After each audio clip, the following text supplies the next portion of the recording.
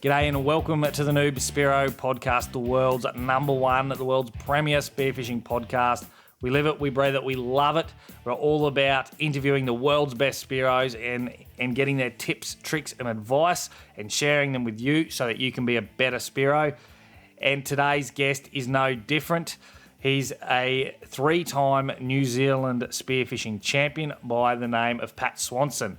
Now, Pat's been doing it for years, since he was 12 years old in the Taranaki area, and he's an absolute legend in the sport over there. And Shrek interviewed him whilst on holiday over in New Zealand. Now, he didn't just interview Pat, he actually went spearfishing with Pat, and Pat showed him a thing or two. I remember Shrek coming back from that trip and telling me he just could not keep up with Pat in the water. He's just flat out too quick for him. But from what I hear, Shrek found the fish. That's just what I'm hearing. I don't know how true it is, but Shrek was just like, yeah, he was quicker than me. He was better than me, but I found the fish, so I don't know. So Pat and Shrek were over there hunting the famous New Zealand yellowtail kingfish. So fantastic journey there for Shrek, and an even better interview in store for us today. Now, before we get into it, I would just firstly like to say bad luck, Pat. The Wallabies got up over the All Blacks here in Brisbane on the 21st, so I just thought I'd mention that before we get in. It rarely happens, so I just thought I'd share that with all of our New Zealand fans. And before we get into the episode, I would just like to say a big g'day and thank you to Brad Spencer for reaching out. Also, Spearo Pimps, thanks for all the encouragement and kind words. I tried to search for you guys, just come up with an error, so I don't know if that's at your end or our end, but those guys have recommended that we interview Diego Santiago from Brazil. G'day to Ben Littlejohn, mate. Great to hear from you, and thanks for joining the Spearo community. And Tyrone Canning.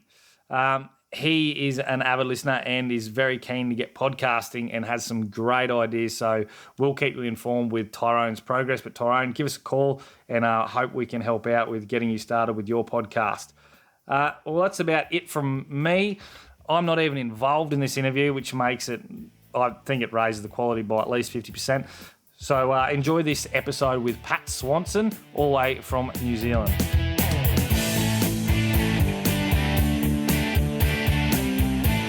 A big thank you to our sponsor, Adreno. Adreno are one of the world's biggest and best spearfishing stores. They stock a huge range of gear, more than you can imagine. So check them out in store at Brisbane, Sydney and Melbourne, or get online. If you like your shopping online, check them out at spearfishing.com.au, where you can save $20 on all purchases over $200 when you check out using the code NoobSpearo. So get online and check them out at spearfishing.com.au and use the code NoobSpearo at checkout. Today's podcast is brought to you by Audible. Get a free audiobook download and a 30-day free trial at www.audibletrial.com/NoobSpearo. There's over 180,000 titles to choose from for your iPhone, Android, Kindle or MP3 player. Get a couple of books that Turbo and I both like. The Tim Ferriss books, 4-Hour Work Week and the 4-Hour Body are both available. I also like the look of Undisputed Truth by Mike Tyson. Check that out at audibletrial.com/NoobSpearo. G'day guys, welcome to today's Spearo podcast. I'm all by my lonesome today. Turbo is over in Australia. I'm doing an interview on the road with Pat Swanson. We are down here in sunny old New Plymouth, Taranaki on the west coast of the North Island, New Zealand. And I have got over here for a quick sort of week away to my brother's wedding and been spoiled enough to hook up with Pat, who I met over Facebook really. And he's an couple of time New Zealand spearfishing champion. He still regularly participates in the catfish cull over here, and I'm joining him today in his man cave. So I just want to welcome Pat Swanson to the show. Welcome, Pat. Oh, it's great to be on the show. Shrek's come over here to check out all of my dive spots after a bit of a time away from the Naki. It's good to be on the show. Yeah, awesome, Pat. So I mean, let's just chat about the last few days. So you took me out to a spot and we got a bit spoilt. We had good visibility and good conditions, and I got a bit of a weather window. I don't know how much you want to give away about the spot, but Taranaki is pretty rugged. There's some big rivers on the far south of Taranaki and the far north. We sort of snuck around in the corner there into a nice spot with some big stony rivers, and the viz was good. One day I had 10 to 15 metres and managed to fluke a couple of good yellowtail kingfish, New Zealand yellowtail kingfish, which were bloody tasty. They went well at the wedding, and a few good crays as well. You want to talk a bit about that, Pat? Yeah, well, we did get out for a couple of dives. The first dive down the coast from here went to a spot I quite like to go, and the conditions were looking all right. Got there, wasn't that great, but got in and started gearing up, and of course realised that I didn't have my mask and snorkel. I somehow had left it at my last dive site. So anyway, we hatched a plan, decided to get in the water anyway and swim out, and shared a mask and snorkel for about half an hour or so. But the next day we went out and Shrek showed me how to find kingfish, which was great. And then I showed him how to find crayfish. I led him to the honey hole where he got a beautiful big 3 kilo buck out of there. So it's always good to actually go diving with somebody new. And the best thing was actually it was a bit of a drive to and from, so we had a bit of a chance to have a chat as well. So yeah, it was great. Yeah, so I found out about a few things about you on the drive, Pat. And by the way, I really enjoyed the dives. It was a great spot and good spearing with you as well. So one thing I found out was about the catfish cull, and you started talking a fair bit about some of your spearfishing experiences. So I'd love to hear about how you got started though, and where that was. Well, I got started. I guess what sort of got me into diving was watching back in the sort of 70s, I suppose, all of the old Jacques Cousteau movies and that, and I just couldn't wait to get under the water. And when I was about 12, I invested in my own gear, bought mask, snorkel, and a crappy wetsuit, and the smallest spear gun I could find, and went out and started shooting.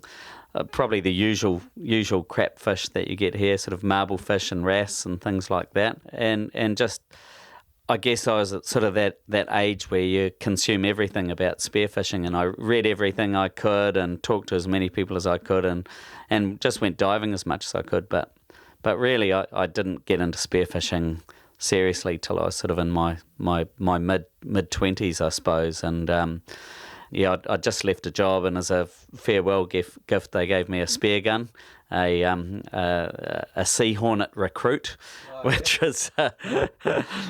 seemed pretty flash back then, and it actually got me some great fish. Then I started getting into competitions. So the comps were great, and it just sort of fueled my love for spearfishing a bit more, and.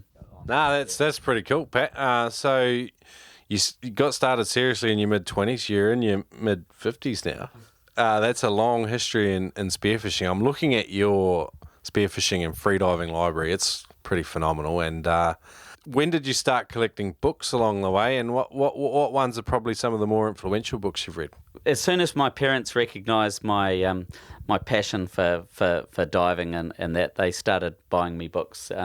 One of them was the New Zealand Sea Angler's Guide, which was by a guy called Raymond Doog, and there was a bit in there about spearfishing, and in fact these guys fishing out of a rowboat, and one of them was looking over the side and looking at these big fish, and the other would dive in and spear one of these hapuka that were down there, and I guess this must have been in the 1940s or something like that, but it seemed pretty incredible. But the ones that probably had the most influence on me, but the one by far was Dive to Adventure by Hanz Haas, and it was sort of published in the early 1950s, and it revolved around the time in the 1940s, actually during wartime, when Hanz Haas from Austria was getting into diving, and he and some mates went over to the Caribbean, and just using these pole spears and what the rudimentary fins that were around then, started spearing some pretty big fish, big groper and big jacks and things like that. And for a 13 or 14-year-old reading about this, it just seemed like, the real adventure. And it was an amazing book. Also, back then, I guess in the 1960s, a guy called Wade.What, who's a staunch conservationist in New Zealand now, but he published a magazine called Dive New Zealand. And that sort of really opened my eyes up to the sort of the sort of fish that could be speared around New Zealand, and these guys who were just my total heroes back then, sort of winning competitions and spearing massive kingfish and snapper and stuff, and it definitely whetted the appetite.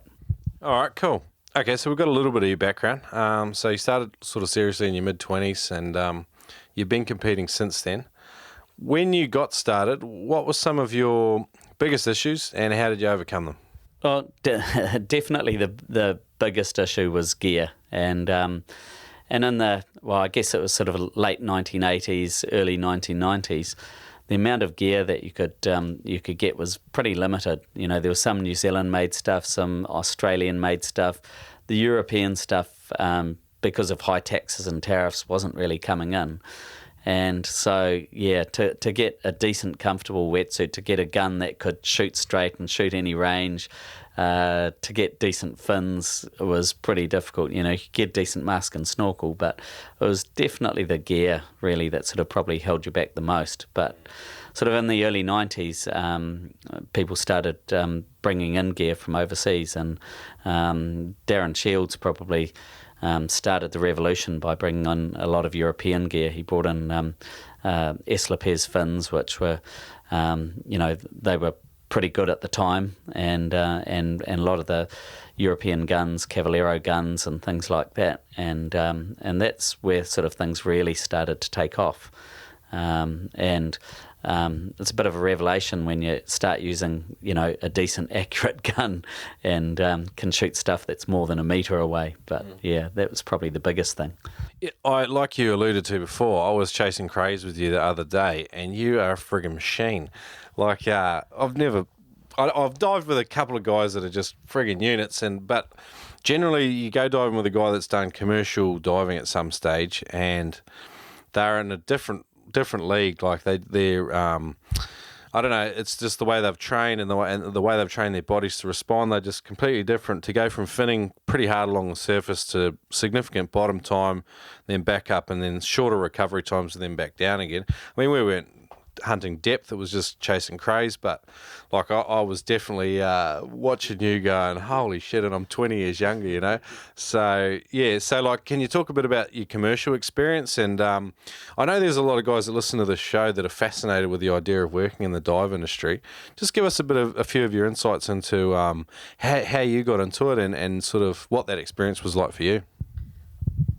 I started off, a mate of mine had got some paua quota, or abalone quota, back in the late 80s, and he needed somebody to help him catch it. So I started going out with him on my days off and things like that, and catching paua.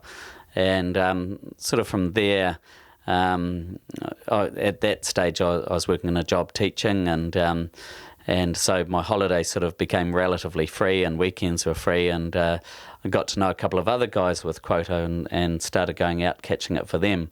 And the thing about commercial diving is basically you're really hungry, you're greedy for money, and the more you can catch, the more money you make. And every paua that goes into your kit is another dollar in your wallet, sort of thing. So so it became an idea that that this could be something that I might actually like to do for a while. And at that stage I was living in Wellington and loved living in Wellington. There was some great diving down there. I'd speared some great fish.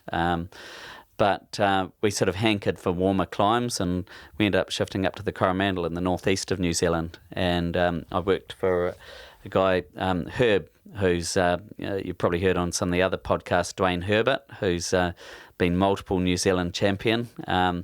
He was just about, I think, 8 or 9 when we moved up there, and I went to work for Herb, catching mainly kinner or sea urchins and paua.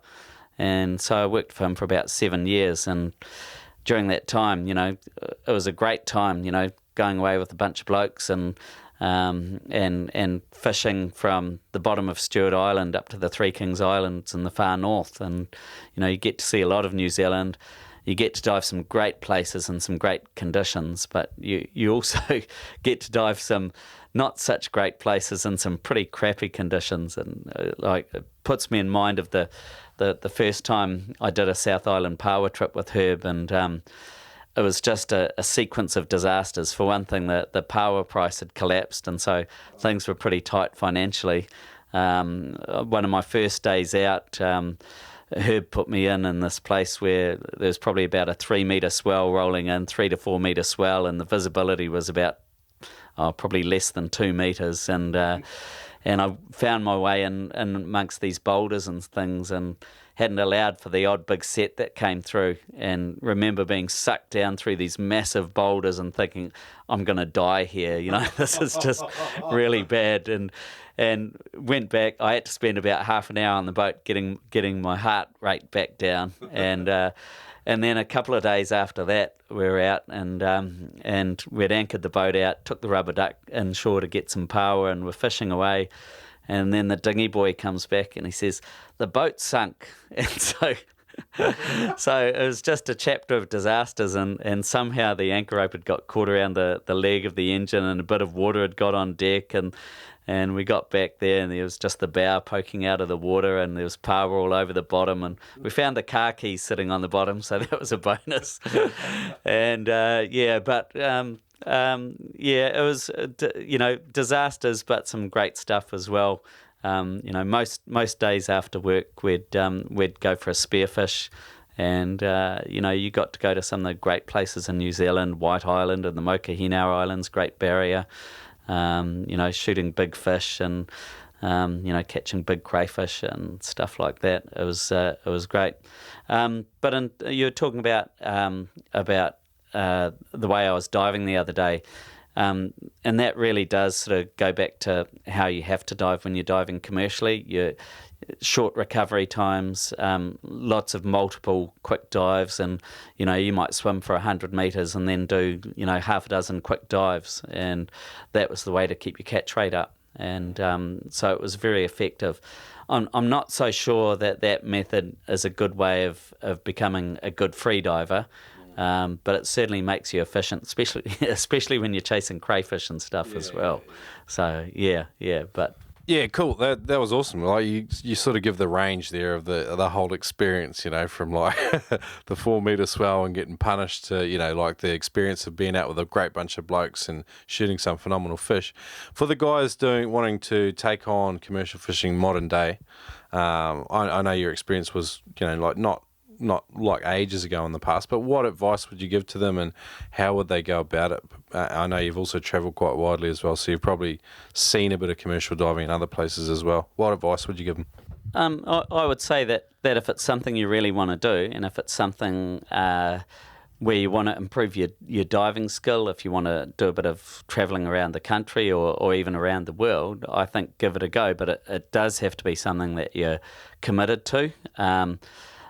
No person who's got a diving operation wants people who are soft. They want people who are going to be able to last in the water. They don't want people who are taking days off or getting sick all the time. People who are prepared to share the load, and and it's not just the diving, it's the washing up the gear at the end, it's the delivering the catch to whoever's buying it, it's cooking dinner at the end of the day or doing the paperwork. It's all of those sorts of things. But for me, it was actually a really good lifestyle. It wasn't something I wanted to do forever, but it was good, and most of the people that you meet involved in it are really good people as well. Just as you were talking there, I was thinking, man, I'm glad Turbo's not here, because he would have been looking mighty sheepish then. No, I had to get in a jibe since he's not here. All right, moving on. So you've shot heaps of fish. We're looking at a couple of your beauties on the wall here as we interview. I've heard this story, I think, but your most memorable fish. Where were you? What was it? And what was that experience like for you? I've been lucky enough to shoot some pretty good fish along the way, but there was one fish I really wanted to shoot, and that was the hapuka, which in Australia, I guess, I think they do get hapuka in deep water, but they're sort of a deep water groper type thing. And in New Zealand, in the up until the probably 1970s, 1980s, or 1970s, they were found in quite shallow water quite regularly, but they're so dumb and easy to target that they're now relegated in general to water over 100 metres deep, and it's a pretty rare thing to see them. The only place where you're actually going to be able to go and target shooting hapuka is the Chatham Islands out off to the east of Christchurch.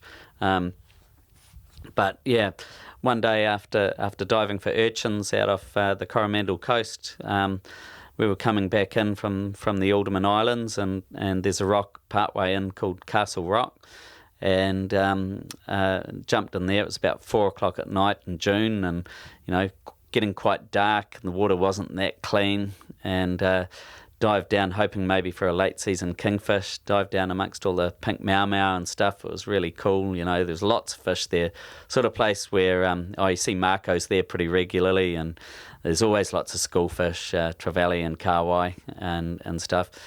And just sort of sitting down there in amongst the schoolfish at about 15 metres, and I don't know what made me turn around, but sort of turned around back towards the rock face, and I see this big fish swimming towards me, and at first it was quite indistinct, and I thought it was a big snapper, but ended up it was this hapuka just swimming straight for me, and I managed to shoot him right between the eyes, and it rolled over dead. It was probably one of the easiest fish I had to shoot, but it was just a fish that I'd read about and thought about for years, and I don't care if I never shoot another one. This one was great. It was about 17 kilos, so it was a decent sized fish, and I just got up to the surface and let out a big wahoo sort of thing, and and I was buzzing so much, like we got back to base, and cleaned up the kinner, and then I filleted the hapuka out.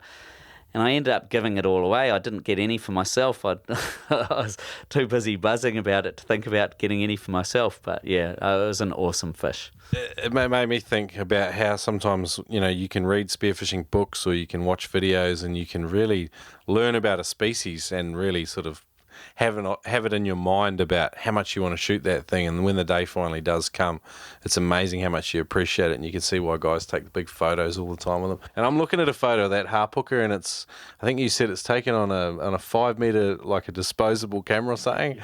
But it's a bloody cool looking fish.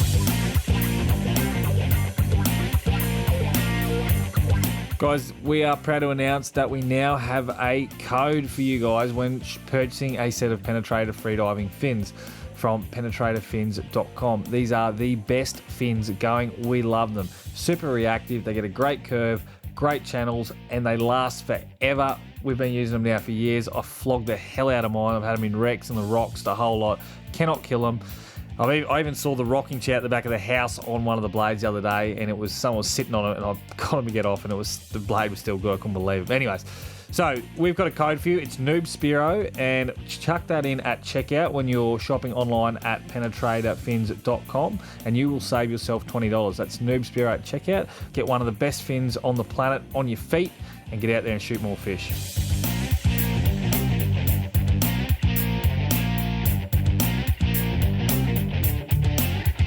Noobspearo.com is the place to buy your next t-shirt from.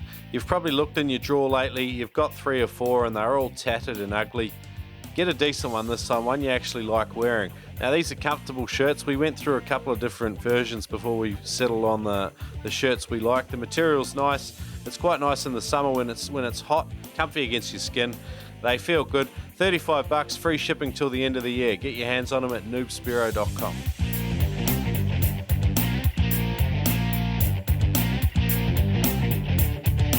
All right, next part of the show is the hunting technique. So I've seen you in action, but what's your favourite hunting technique, and how do you apply it effectively? Well, I guess in terms of hunting technique, like I don't often go out targeting an individual species or anything like that. I was telling Shrek that I'm definitely a dirty water scrounger, and pretty much whatever I see, hopefully, I'll get. But there's sort of two types of hunting I really enjoy, and one is, and I know other people have talked about it on the show, is snapper snooping, and there's nothing better than having a stretch of coast to yourself, and you've got the current in your face and the sun over your shoulder, and just working your way along a really nice bit of coast, and working from gutter to gutter and boulder to boulder, looking for maybe a side of a big snapper. And a lot of the time you don't get anything.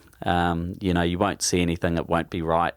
But some days it's just on, and I can bring to mind 3 or 4 days where every rock I've gone over has had a big snapper, and like one day in particular, I spent 15 minutes in the water and speared 6 snapper up to about 8 or 9 kilos or whatever, and I thought, I've got to swim back to the boat now because I'll just keep spearing them. But yeah, so that's one sort. But the other one is the other fish I really love shooting. I just love shooting a John Dory, and I know. In New Zealand, they're relatively common. In Australia, they're probably less common, but they're an ambush predator, a stealth predator, and you can find them in all sorts of places. You'll tend to find them where the sand meets the reef, and they're found pretty much everywhere, sort of from Marlborough north, so up through the North Island. They hang around areas where there's a bit of current, but not always, but always where there's bait fish and things like that. They can be really hard to spot. From above, they're just like a thin sliver, I suppose, but and they colour themselves like the weed. So some days, you'll hunt all day and not see one, but some days you'll get sort of 8 or 9, and yeah, they're just a really cool fish. They're also delicious to eat. They're fast growing, and they're pretty widespread, so I don't mind sort of, getting a string of them along the way. The biggest one I ever got was down in Wellington years ago. There was a place I used to dive. I used to train there, and it dropped down to about 18 or 20 metres, and I'd just go out there and bounce the bottom out there and try and get some fish. And this one day, the biggest John Dory I've ever seen just swam up to me basically and turned side on, and I hit it right through the spot on the side. But it was huge. It covered the bottom of a fish bin. It was massive. So yeah. So those are two of my sort of hunting techniques, I suppose. Cool. I've never shot a John Dory. I've seen him. You said ambush predator. So where do they hide? And so you're swimming along the reef edge where it goes to rubble or sand. Are you on the bottom, and where are you likely to see the fish? There's sort of two techniques. One's an active technique where you're following the bottom, but you might be maybe 3 to 5 metres above the bottom and just sort of looking sideways, looking down, looking for that telltale sign. They tend to park up next to boulders or next to a piece of weed on the weed edge, things like that, and face into the current. So sometimes you've just got to have not just one scan around, but a double scan around as well. But the other way that you can get them is to get right down hard on the bottom, on the sand, and just scan right at bottom level over to the rocks and then out onto the sand, because often they'll be right out on the sand, sort of waiting to come in for when the bait fish are moving along that weed edge. So yeah, but they're not always, although they're a slow-moving fish, they're not always that easy to spear. Their defence technique is to turn end on to you, and they've got a very thin profile. I know some divers get the end of their gun and turn them around with that, but even though John Dory are slow-moving, they can still swim faster than you. So it's really just getting into a position where you can force them to sort of turn side on and then shoot them. But that's sort of the main ways. Okay, cool. All right, I'm going to shoot one next time I'm home. Yeah, I saw that. How big was that fish, and what was that? Tell us that story. It was just a swim in the harbour here, and I took the pole spear out for a swim at just a place where I know that sometimes you get John Dory, and I'm using the pole spear a bit now, but I'm not very good with it. And this fish just took off when I saw it, and so I chased after it. And I had to do like 4 shots to actually hit it. Eventually hit it high in the top of it and got it. But you do have to chase them down sometime. But sometimes it helps if you swim above them, they'll stop as well. But it just depends. Yeah, cool. All right, next part of the show, toughest situation. So what's the toughest situation you've found yourself in the ocean? I mean, you talked about being in 4 metre swell and being rushed through some boulders, but I mean, what's one of the toughest situations you've had on the ocean, and what actions did you take? What did you learn from it, and what would you do differently maybe next time?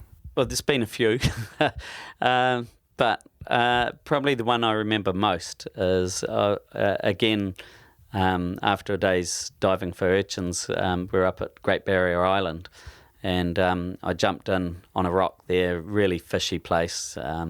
Lots of pink mau. There's the odd goldie down there and stuff. And this nice kingy came swimming in, and I got a really good shot into it, and got up to the surface and started pulling my float line in. And usually when I'm playing kingies, I like to just keep swimming in a big circle just to keep the float line going in behind me, the rig line. But on this day, the fish was stoned. I thought it was fine. And I got it up nearly into my hands, and the fish took off. I must have just nicked the spine, but not enough to really hurt it. And it took off, and my float line, which was quite old and sort of gone a little bit limp, and that did a perfect slip knot around my left wrist. And next thing, I was 10 metres down. It was a decent-sized fish. So I reached for my knife and realised I didn't have my knife. And, when you're diving for urchins, you don't necessarily always have a knife, because it's another thing to get in the way. And, generally I would put one on before I went spearfishing. This day I forgot. So my only choice was to try and drag the fish back up to the surface. I couldn't undo the slip knot on my wrist. And I remember getting about 2 metres from the surface and thinking I'm not going to make it. And got to the surface, took a massive breath of air and held it, and then got some more air in, and managed to get some slack line and pulled the line off my wrist, and then fought the fish back and dealt to it. The fish was 28 kilos, so it was a decent fish, but it was a huge lesson to me, and it was such a lesson to me. I this was pre-internet, I guess, but well, not quite. But I wrote an article for the local dive magazine about it, just as a warning for others. And but the mistake I made was I hadn't told my wife about my experience, and somebody else pointed out the article to her, so I was in the dog box with her for a bit. But yeah, it was a big learning experience. So never, ever, ever get in the water without a knife. That's powerful. That was really good. I hadn't heard that story. That's really good. God bless America, guys. We're joined by Spearing Magazine today. Isn't that right, Turbo? Absolutely. You've done it again. USA. USA. God bless America. Now, if you love America and you love spearfishing, get hold of Spearing Magazine at spearingmagazine.com. Hoorah. That's all the American stuff I know. Semper Fi. Chevrolet. Detroit City. Look, guys, the magazine is way better than Turbo's American accent. Probably better than mine, too. You can check them out on social media, actually. Head on Facebook or Instagram, YouTube, whatever's your thing. Find Spearing Magazine and join those blokes. They put up some wicked photos and stories. Check them out, spearingmagazine.com. Today's podcast is brought to you by Audible. Now, you can check out Audible. It's basically audiobooks. So if you like the Noob Spearo podcast, you're probably going to like listening to a book. So go to audibletrial.com/Noob Spearo to get a free audiobook download and a free 30-day trial. Now, some of the audiobooks that Turbo and I both like are the 4-Hour series by Tim Ferriss. There's the 4-Hour Body, 4-Hour Workweek, the 4-Hour Shift. They're all good. His latest book is Tools of Titans. It's unfortunately not an audio version yet, but definitely check out the 4-Hour Workweek. It's friggin' hilarious. I also would like to listen to The Undisputed Truth by Mike Tyson. I think that would be a great read. And also Bigger, Leaner, Stronger by Michael Matthews. It's a It's the simple science of building the ultimate male body, and I definitely need that. But you can check this out. Get a book for free. Just pump in audibletrial.com/Noob Spearo. Give it a blast. Check it out. Support the Noob Spearo podcast.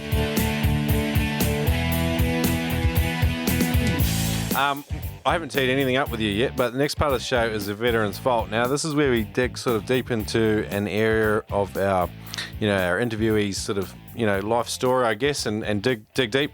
I really liked the way we dove the other day, and you had a real distinct idea about what was out there. We did a huge shore dive. I've swam further, but it was a good hike, and you had quite a good idea about what was out there. I wanted to talk about sort of doing, how you plan a shore dive, like a significant swim, how you sort of think about an area and how you want to approach a dive. Maybe some tips and ideas for young guys they might have got a spot off Google Maps, they might have found a nice bit of reef, but they really don't have much of an idea about how to approach it. So as an older, experienced guy, you're going to a new spot, you're going to do a bit of reconnaissance, do a big swim. What's your sort of, what are the main factors you think about? And we'll go from there. Well, a lot of my learning has been sort of learning by experience, I suppose. We're pretty lucky with a lot of the tools that we have these days. Google Earth is actually great for identifying, promising diving areas, particularly if you're diving somewhere that hasn't had a lot of diving. Social media is also pretty good, but I think nothing can actually replace personal experience and finding out for yourself. So I do a lot of shore dives, and even just last year, a mate of mine and I we did a shore dive in the Coromandel that was sort of point to point, and we did a bit of a measure of it on Google Earth afterwards, and the swim we did was about just under 8 Ks, so it was a fairly decent one. But usually it's before you get in, you've got to identify where's the best place to get in for a start, because plenty of people have been caught out by that. But also just have a bit of a look around, get some clues from the terrain above the water is probably the best thing. Look at those ridges coming down, look at where the sandy beaches are, all of those sorts of things. Have a look. Often you can see current lines. You might see birds working and things like that. Sometimes you'll see patches of reef, especially if you got a bit of elevation in that. And then once you get in the water, the hardest thing is working out where the fish are. And you might jump in and you might swim for a reasonable distance, and you might not find anywhere particularly fishy. But you'll come across a spot that's got a few fish. You might see, say, a few bait fish. There might be a little bit of current running on it. Maybe a few bigger fish around, and you've got to at some stage make a decision: is this a place that you're actually going to wait for a while and work it for a while, maybe half an hour, or whatever, or whether it's not so good and whether to move on. And whether you're diving for yourself or you're diving in a competition, that's probably the hardest thing to decide. If you've got the time, sometimes it's better to actually do quite a long swim at the start, scope out the area, and then come back to the areas that you found on your way back. The conditions might have changed. They might have actually improved, but they might not have. But at least it gives you a feel for the area. And ideally, a lot of these places are places that you'll want to return to as well. So it's about sort of building up that database of information. But so looking for current, looking for structure. Structure's a really important thing in any diving, whether you're diving the coral or whether you're diving, temperate waters and stuff like that. Any structure that's going to hold fish and be out in the current is always going to be a winner. Generally where there's big predators, you'll get a broader range of species as well. And when you've found a spot like that, you want to go and revisit it a number of times as well. I know you revisited one of my spots a few times, Shrek, and you found out a bit about it, but it was good because he managed to put me onto a kingy, so that was really good. And it is about getting that feel for a place. The other day when we were out getting crays, I guess it was just from my experience of diving around Taranaki and knowing that in Taranaki there's an awful lot of bottom that is pretty featureless, but as soon as you find a certain type of structure, you'll know that if you go down there, you've got a good chance of finding the crayfish, and it's recognising that, and whether it's crayfish or fish, the rules still apply.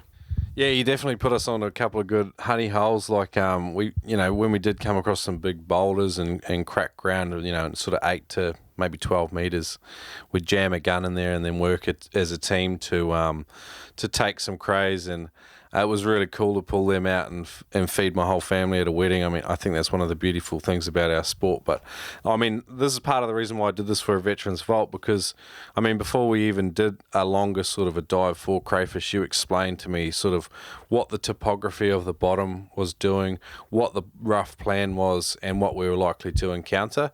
And I mean, like you say, you build up a database over time, and that was it. That was perfectly clear, that you had a good idea of what was going on out there, and like you say, like you got to put in the work, you got to put in the yards and learn the spots. But no, I think there's some good actionable information in there. Did you have any more tips off the top of your head for guys like I know we get asked on the show, can you guys do some more, like location specific sort of articles and give us a few spots and that.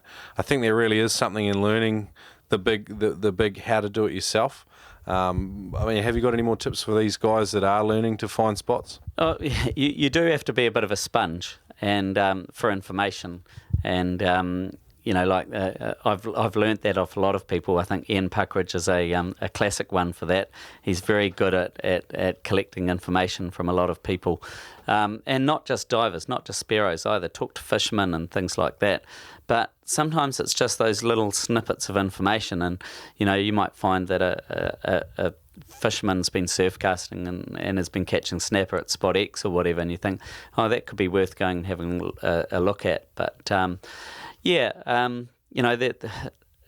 information is so readily available these days. But don't expect a free lunch, and the odd free lunch might come up, but I think people will respect you as a diver and as a spearfisherman if you actually put the hard yards in yourself. And I think probably one of the biggest mistakes you can make is actually asking people about spots. I don't think that works. I mean, getting some general information's fine, but asking for specifics, you can't expect people to give up that information, and often that information's been hard to come by. Cool. All right. I am going to promote the blog a little bit here, because there's a couple of articles for guys that are wanting to find spots and learn a bit more about how to do it. There's 2 articles on noobspearo.com about how to shore dive, and that goes right through from planning to entry and exit points and everything. There's another great guest post that someone wrote for us in Australia. His name's Clancy Bowman. He wrote an article called 3 Online Tools to Help You Find Spearfishing Spots. Check those articles out at noobspearo.com to find out some more information. And take some of the advice from Pat about paying attention to current, what's going on above the surface out of the land, and these are all big takeaways that will last for years to come in your spearfishing. Righto. Moving along, Pat, I feel like a funny story. So what's one of the funniest things you've experienced out spearfishing? Well, I guess as soon as you get a bunch of people together, there's often funny things. So can I do 2?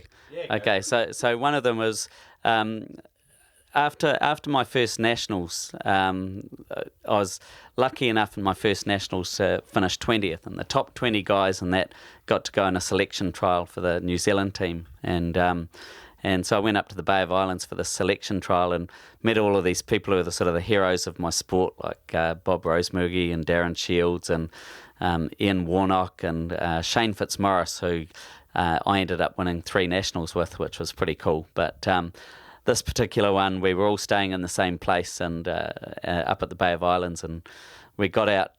We had a 2-day selection trial. And the first day we went out, there'd sort of been a bit of joking and stuff. And there's one guy, Paul Spence, and Paul Spence was probably the greatest diver never to win a nationals.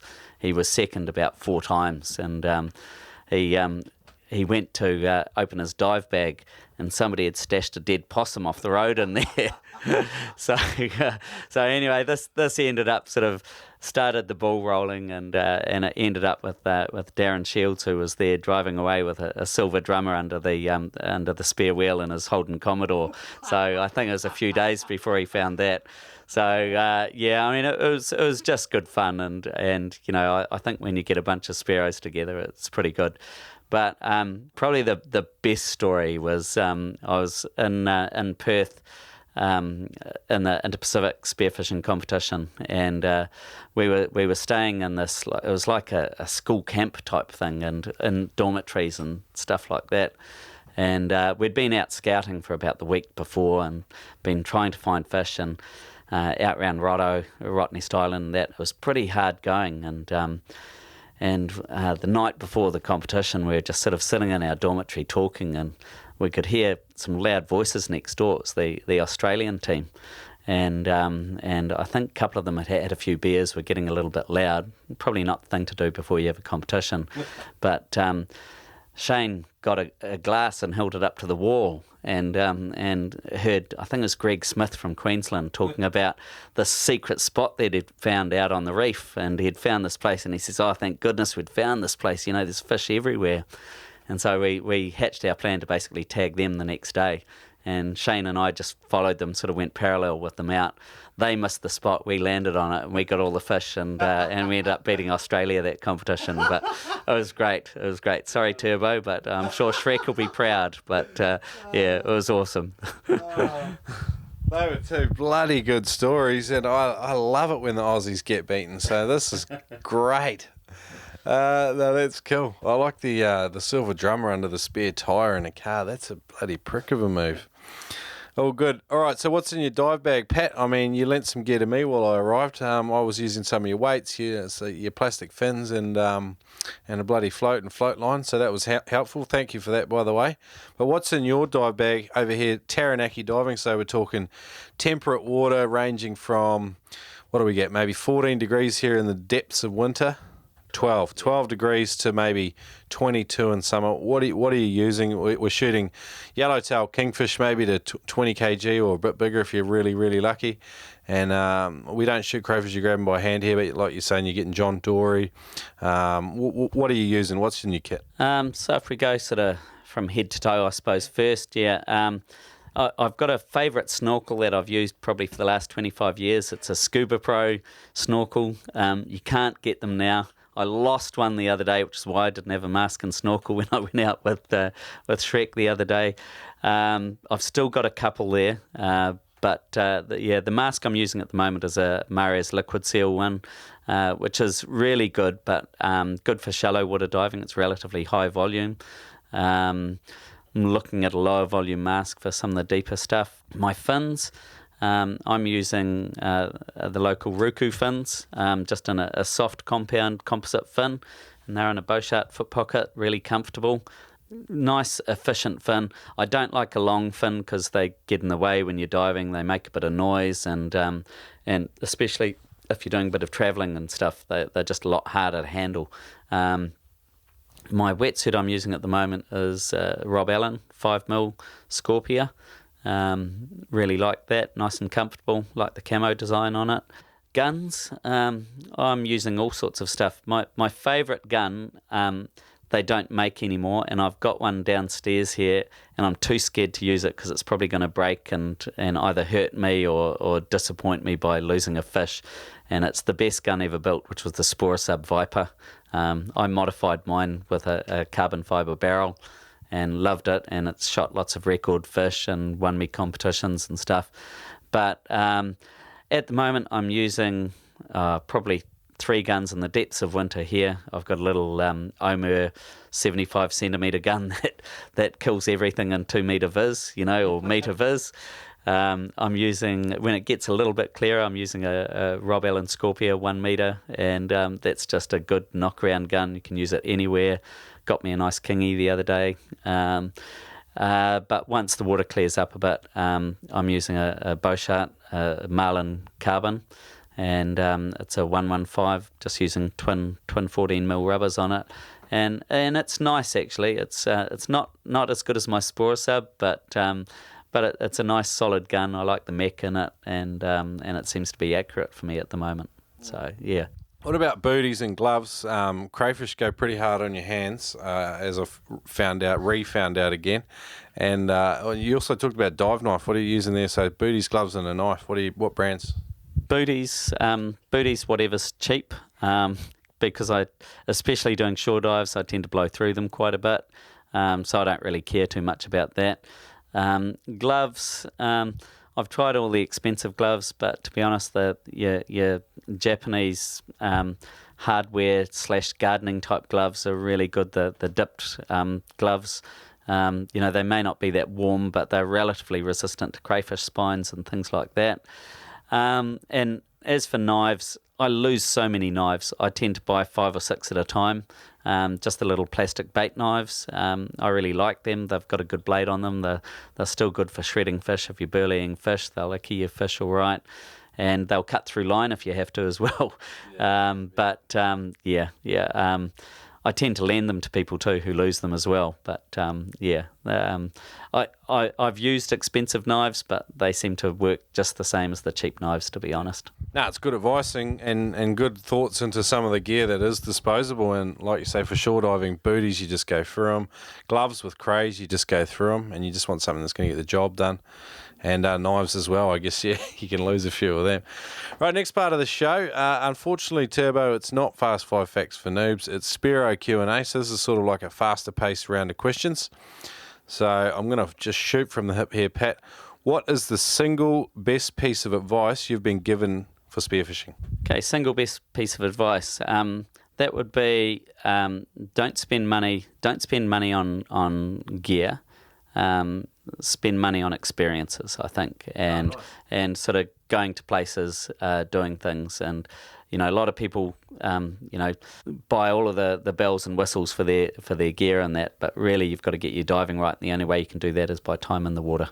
That's mint. I like that. All right, can you describe what the spearfishing experience means to you in one sentence? Spearfishing for me is my happy place. It's a spiritual thing for me, and I guess it's where I get a big part of fulfillment in my life. Who has been the most influential person to you in your spearfishing, and why? Most influential person would be Shane Fitzmaurice, Wooly.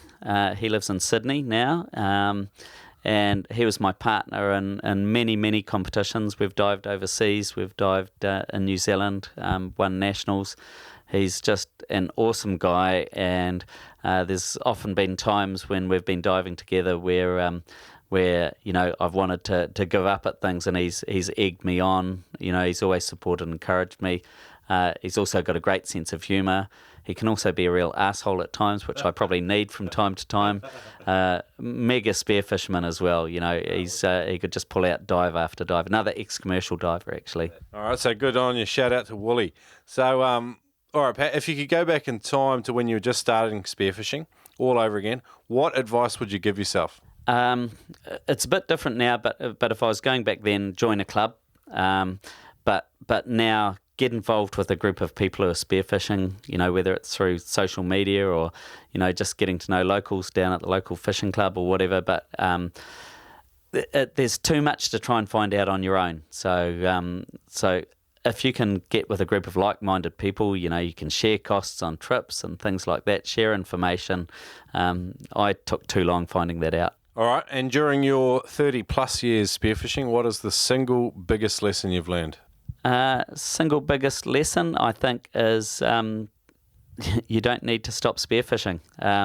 It's sort of thing you can do all your life. I had a mate in England, Pete Crawford, who died a couple of years ago, but when he was 80, he speared a yellowfin tuna over at Ascension Island. It was over 100 kilos, and he was just a legend. So, yeah, why stop?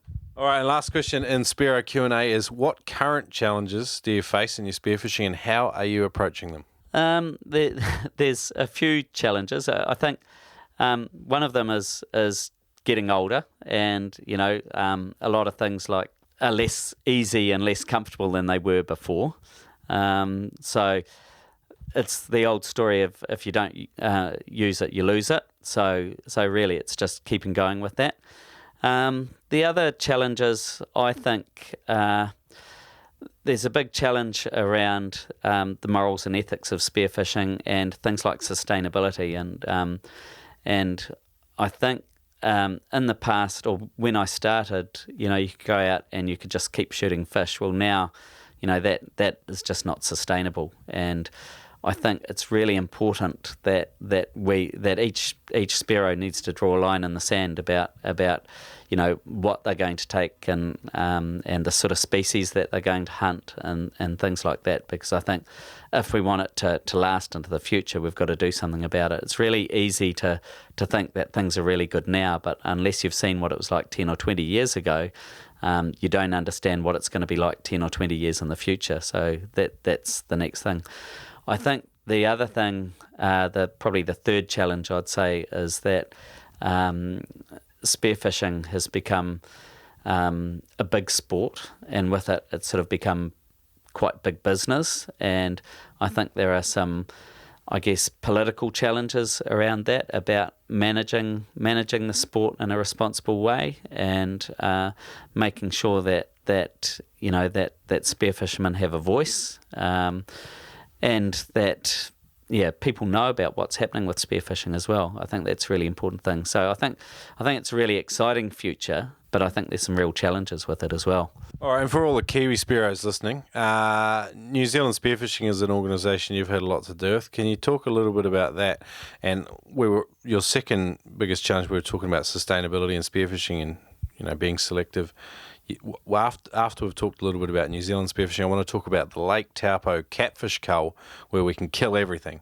Well, every catfish anyway. Yeah, Spearfishing New Zealand is sort of the local body that represents spearfishing in New Zealand. And 20 or 25 years ago, it probably represented maybe 150 people across New Zealand. Well, now, if you look on Facebook, the NZ Spearo Forum has probably got nearly 9,000 members, and that's just the people who go on Facebook. So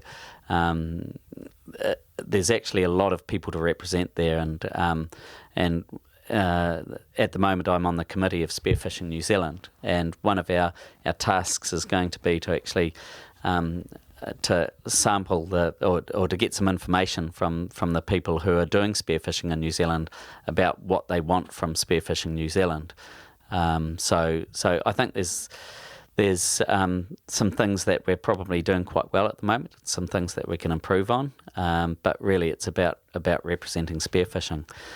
One of the things Spearfishing New Zealand did was about 6 or 7 years ago, a group of us floated the idea of having a freshwater spearfishing competition. In New Zealand, most freshwater species, including trout and salmon, are protected, but there are some fish which are considered noxious. And in Lake Taupo, we have the American brown bullhead catfish. Now, it's not a very big fish, and the biggest that we've speared in any of our competitions is under 700 grams. Probably the average is only about 300 grams, but they're there in quantity. And our first competition that we hosted, I think we got about 33 divers. It's a unique competition in that it's pole spear only. People dive in pairs, and the last 3 years we've had 200 or more divers turn up for this competition. We generally hold it sort of at the end of January, beginning of February. There's about 6 hours in the water. The water's usually about sort of 20, 22 degrees. The visibility's all right, usually around 10 or 12 metres. And basically it's a kill fest, and going out and shooting these things with a 3-prong pole spear. This year we had 224 divers. There were over 3,800 catfish speared. They are edible, but there's a lot of work in making them edible. But all of these got taken off to a local organic farm, and they've been doing this for the last 5 years. They plough them into the dirt and they grow amazing vegetables, so that's really cool. And this year for the third year, my partner Rowan Verbicus and I won it, and third year in a row. And we weighed in 171 fish, so it was great. But more than that, it's actually just about getting together with a bunch of mates and having a good time, having a beer and a barbecue afterwards. It's really good. All right, so guys that are curious about possibly travelling over for the Lake Taupo Catfish Cull, how can they find out a bit more about the event? Look on the Spearfishing New Zealand website, and there's a Spearfishing New Zealand Facebook page as well. That's probably the best thing. At this stage, we haven't set the dates for the 2018 competition. I understand that we may be looking at hosting a future round of the World Freshwater Spearfishing Champs, which would be really cool. So I doubt whether that'll be next year, but maybe the year after. If you're interested, look on either of those sites and contact us through that. But yeah, good friendly competition and does the environment good too. Wicked, that sounds awesome, Pat. All good. Well, this has been a champion interview. I just wanted to ask if you had any sort of parting piece of guidance or wisdom for some of our listeners. I guess spearfishing's a bit of a funny thing because people have their preferences with it. And there are a lot of people who get quite snobby about certain species and certain places you dive and stuff. I think you get the most out of spearfishing when you actually try spearfishing in all sorts of situations, whether it's in your own country or around your own country. It doesn't really matter. Just get in there and get spearfishing. I mean, there's all those other species to learn. There's all those other places to learn. Just get out there and do it. And he believes what he says. We were out the other day. The first dive we did, I think, was about 3 metres fizz. We were sharing a mask. We caught about 3 crays, and all I saw was a banded wrasse. And that was my first dive back in NZ, and we just had a blast. And it's been a really good time hanging out with you over here, Pat. And thanks for coming on the show and joining me today. I'm going to look forward to coming over to Queensland and hopefully getting some diving in over there with you guys at some stage as well. So I think you owe me. Yeah, Turbo will show you how to hold massive bottom times and shoot huge fish. Awesome, Pat. Thanks, man.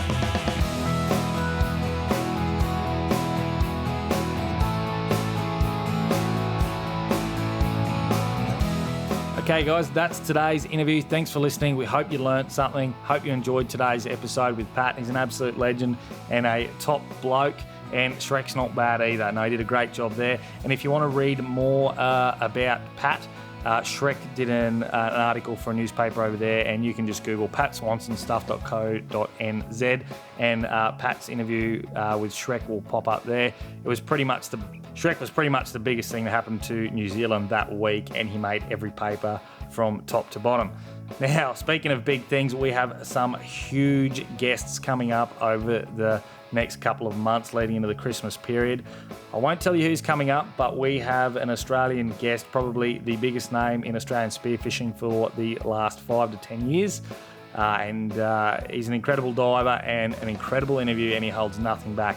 Now, in his Veterans Vault, we ask this Spearo about 3 species that everybody wants to shoot, that everyone finds hard to shoot or hard to find, and he gives us the lowdown, the absolute. He holds nothing back. So there's a lot to learn, and I know there's been a lot of Spearos requesting this guy for an interview, and we've got him on the show finally. So stay tuned over the next month for that interview. All right, thanks for listening, guys.